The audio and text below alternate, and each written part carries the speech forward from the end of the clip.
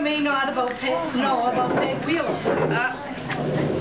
Church and learning were always a thrill for my mom, even as a child, as was with running with friends outside. What I learned is Mom has always embraced everything in life. Learning, spirituality, friendships, work, everything has been an adventure to embrace. She earned a scholarship to go to secondary school. She went to university and college part-time while raising children. She earned a theology degree. I'm not sure, but I mean, that's part of it. She's never really told us or made a big deal of what she's earned. But she did take theology courses and become a priest. I have an associate's degree. Thank you. I didn't know what it was. And an early childhood education diploma. Now, one of my earliest memories is of napping on a professor's couch. And she assisted with writing the book of alternative services. A lot of my middle childhood was without my mother because she was busy on that and gone away all the time. She was one of the...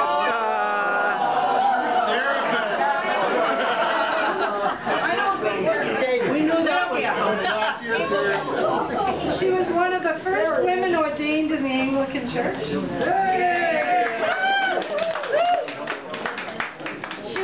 Worked at a fish and chip restaurant while times were tough. When I was a baby, and that's why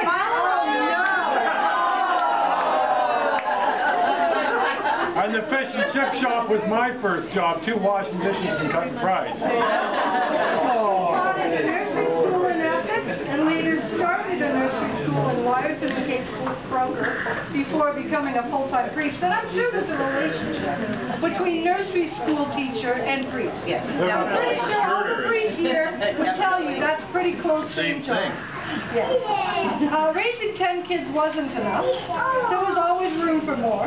I remember a couple of kids who lived with us for a short time to get their lives back on track. And we had Denise, who was a foster sister. And we have Gordy, who hung out with us. We had Gordy, who was here for a while. And he hung out with us for 4 years. She was involved in all kinds of community service while raising all of us.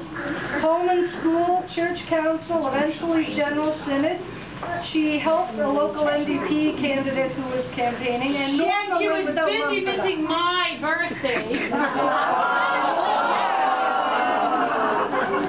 Well, no wonder why everyone has an issue. I know you're going to send your mom, though. It never occurred to me that a mother just stayed home, because my mother was never just home. She loves driving, traveling, going anywhere, serving. She still loves it. She loves serving others, keeping a wonderful home, having children, cooking great meals, and a love of being alive. So what kind of person was she? I've had calls from BC and from New Brunswick, from people who knew her from Lion's Head and people who worked with her in the ministry. I spoke with one woman whose son was a student priest when Mom still lived in Adamdale, that she helped, how she befriended and helped him. Everywhere I go in life, you just say, Janet Wheeler, and somebody says, oh, do you know Peg Wheeler? Yeah, is she your mother? You lucky thing. That's right, you are lucky. What kind of mother was she? Well, I don't know. She was always good.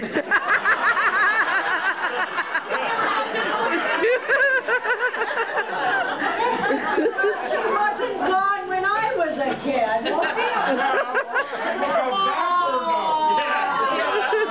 I remember my mom telling me, well, she would go. She did go one time, and I can't remember where she went. And Pete had to look after everybody, and I had to go and help my sisters and make sure they didn't have their underwear on when they went to bed.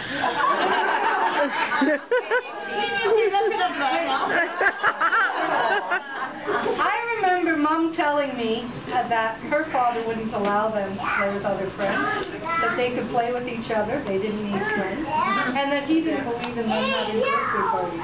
And when her mother finally gave her a birthday party, they had to sneak and get it all put away before the dad got home.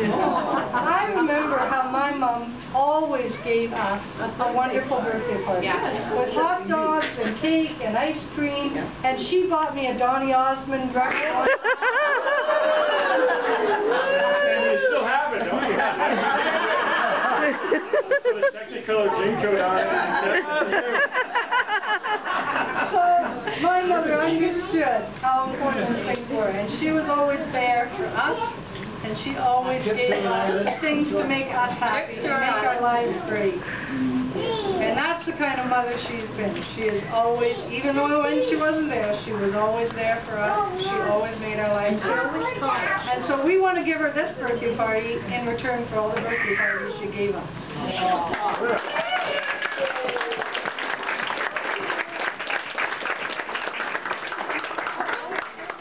First of all, before no, you have to sit. We're not done yet.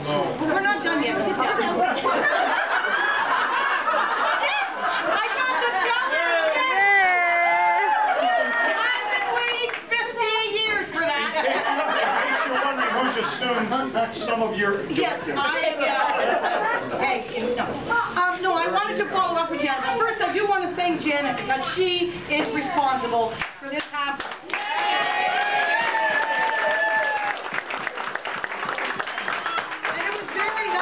To drive from the west, arrive, and all the junk was cut up. I was on a platter. She said, we don't need to buy it, we can cut it up. So they cut it up. But to follow up on that, Mom, I wrote this poem for you because I thought it would kind of give a little bit of a feel. Okay, I thought long and hard about what to do. You're 90 today, well, it was yesterday, but I have to say the day because it goes with the poem. So I wrote a poem for you. It's full of memories that we have shared. Hope you don't get too scared. Just sit back and listen while I say what my mother has done to stay alive so long. Well, let's go back to where she began. Although heaven rejoiced, her dad was not a fan. A boy he wanted, and she was a girl. Still, Margaret Catherine would give life a whirl. She loved to learn right from the start, and learn she did, but deep in her heart, she wished to be a boy. It's been hard for us girls in the village. As a kid, she loved to play with her sisters and friends outside all day. She'd get dirty and wreck her dress and get in trouble for the mess. So she was normal, what a relief. Some of her kids had the belief that she was nuts. Still, life went on and she grew strong. She did her best to do no wrong. She ate her meat and veggies too, and when adults spoke, did not say boo. What a girl she grew to be. Up early each day, the sun to see. She was a gem. Her hard work, it did pay off. No one would be able to scoff when off to high school she was sent. Not a place most girls went. Once done, it was time to go and work for a woman she would know as a mentor and friend. Then war broke out, and things did change for Margaret, and it did seem strange that when this guy whom at the movie she did meet was at her house so tall and sweet, he was determined to know her more, and even if his legs got sore, he saw her daily. It was love and marriage, and then the kids started coming until there were 10. I don't know how that happened, I don't know. Each as special as the one before. Each one loved and allowed to soar. There are so many stories that we could tell about how you guided and taught us well to love. There is one more story I will share.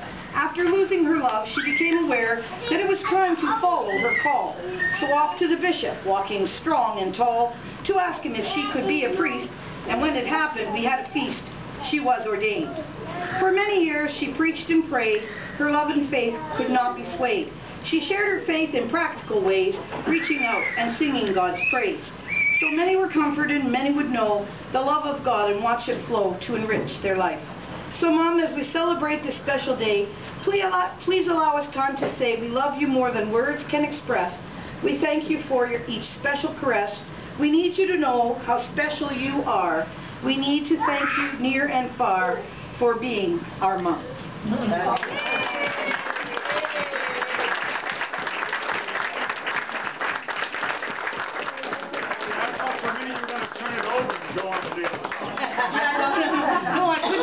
But that would be a longer ride. Your mom wants to talk now. There are many ways to say thank you, to put this party together. For all of you and all the people you know, and the people where I live, and all the people around these areas, the people I've lived on the Bruce, down in the Windsor area, and all the different places I have been.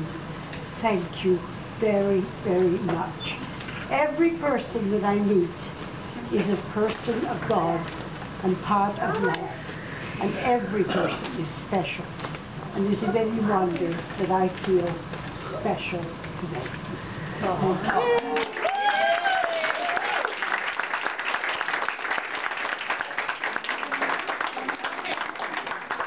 One more. Okay, one more. Mom, your friends Ron and Rita Baker wrote you a special poem that Ted's going to read for you. I'm going to test it. I don't know if it'll work, okay? You know how I am. This is from Rita Baker. There are strange things done for Anglicans by the bishops who run the Bruce. The logging trails have their secret tales. They whisper to Cedar and Spruce. The northern lights have seen strange sights. The strangest to ever occur was the day the bishop laid his hands on the head of Peg Wheeler. Now Peg Wheeler was over from England far, where lilac blooms and grows. Why she left her home over there to roam round Ontario, God only knows. She was always cold, but the maple leaf gold seemed to hold her like a spell. Though she'd often say in her homely way, "It's warmer in bed, oh well." One night, as they lay packed tight neath their robes in the land of snow, they made their first and created a thirst. There were 9 little ones to go. The children grew, and they all knew that Peg loved them dearly, and always caring, with love never sparing, she added another one yearly. Through they came, heading hot with the flame, with the love of the Lord within her. She spread it around, and her neighbors all found something special about this Peg Wheeler.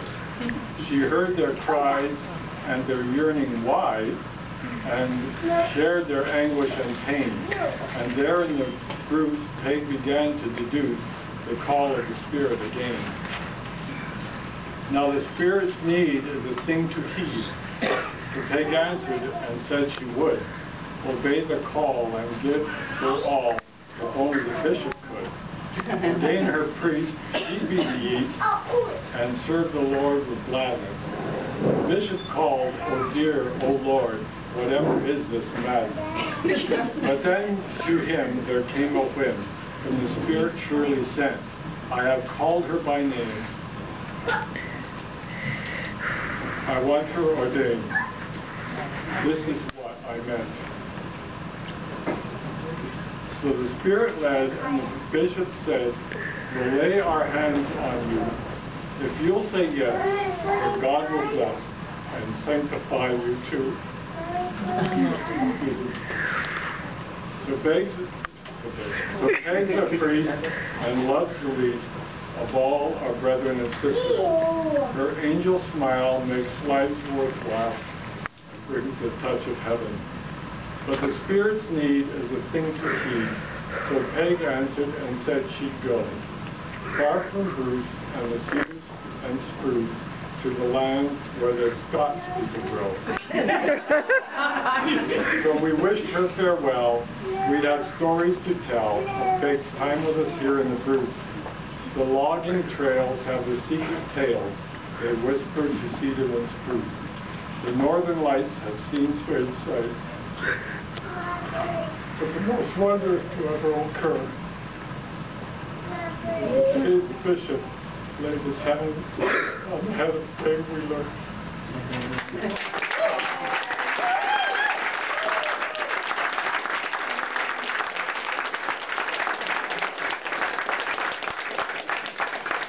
Mom, you mind moving down to your cake? So you can blow the candles out? Do you want to come down here so you can blow the candles out? Before I do, I don't know who wrote that. Ron and Rita Baker. Rita Baker. Oh, thank you. And they're not here. No, they're not here. You probably goes down here. I'll call them. Okay. Absolutely wonderful speech. Thank you all so much. Good job, Ted. I shall treasure this day for the rest of my life. Which will be at least another 20 or 30 years. You want to come back here. One more time, you're 100. Just so you know, we're not doing this again till you're 100. All right.